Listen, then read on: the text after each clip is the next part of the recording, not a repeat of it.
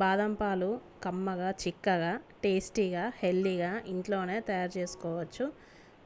అచ్చం బయట ఉన్నట్టే ఉంటుంది. ఎవరికైనా సర్వ్ చేసి ఇచ్చినా కానీ అది ఎలా తయారు చేయాలో చూపించబోతున్నాను. ఫస్ట్ అయితే బాదం పలుకులు రాత్రంతా నానబెట్టుకొని పొట్టు తీసుకోవాలి. అప్పటికప్పుడు నానబెట్టుకోవడం కుదరకుండా కానీ వేడి నీళ్ళు పోసుకొని తీసేసుకోవచ్చు పొట్టు. తర్వాత ఇలాచీలు, బాదము వేసి ఒకసారి గ్రైండ్ చేసి కొద్దిగా నీళ్లు పోసి పేస్ట్ లాగా అక్కడక్కడ పలుకులు ఉండేటట్టు పట్టుకోవాలి. తర్వాత కస్టర్డ్ పౌడరు 3 టేబుల్ స్పూన్లు తీసుకొని అందులో కొన్ని పాలు పోసుకొని ముద్దలు లేకుండా కలుపుకోవాలి. ఉండలు కట్టకుండా కలుపుకోవాలి మంచిగా. ఇట్లా కలుపుకున్నాక పక్కన పెట్టేసుకోవాలి. తర్వాత లీటర్న్నర పాలు కాచుకోవాలి. మంచిగా మరగనివ్వాలి పాలని. మరుగుతుండగా చక్కెర సరిపోను వేసుకోవాలి. తీపికి తగ్గట్టు వేసుకోవాలి.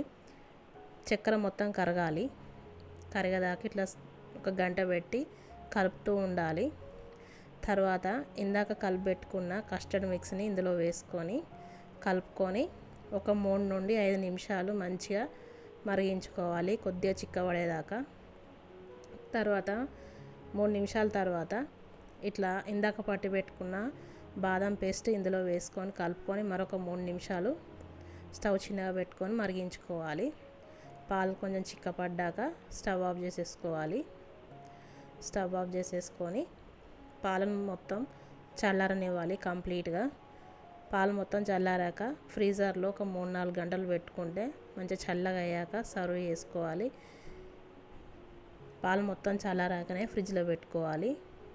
3-4 గంటల తర్వాత ఇట్లా మంచిగా కూల్ అయ్యాక ఇట్లా సర్వ్ చేసుకోవాలి గ్లాసులో.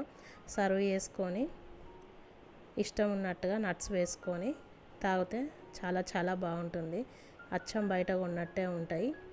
ఇందులో చిన్నగా తరిగిన ఆల్మండ్స్, క్యాష్యూస్ వేసుకోవాలి.